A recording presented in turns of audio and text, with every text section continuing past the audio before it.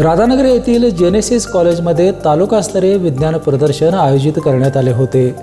प्रदर्शनाचे उद्घाटन गटशिक्षणाधिकारी धनंजय मेंगाने, मौनी विद्यापीठाचे अध्यक्ष मधुआप्पा देसाई यांच्या प्रमुख उपस्थितीत पार पडले। या विज्ञान प्रदर्शनामध्ये 32 माध्यमिक शाळांनी सहभाग घेतला होता। विद्यार्थ्यांना शैक्षणिक ज्ञानाबरोबर विज्ञान आणि आरोग्याची माहिती मिळावी यासाठी हे 2 दिवसीय प्रदर्शन आयोजन केले असल्याचे संस्थेचे अध्यक्ष अभिजित तायशेटे यांनी सांगितले।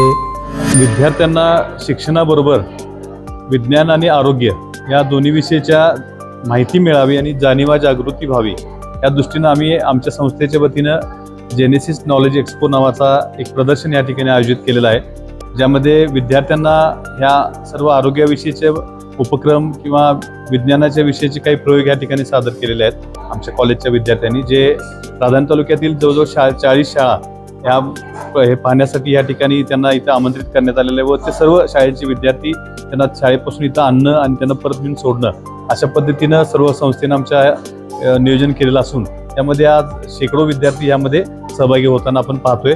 निश्चितपणाने ह्या विद्यार्थी वयोगटामधील मुलांना याचा उपयोग होईल।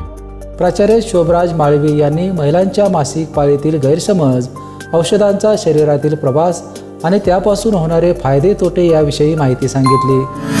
आम्ही ग्रामीण भागातील होतकरू आणि हुशार अशा विद्यार्थ्यांच्यासाठी त्यांच्यामध्ये विज्ञानाची एक जिज्ञासा निर्माण करण्यासाठी हे प्रदर्शन उभं केलेलं आहे।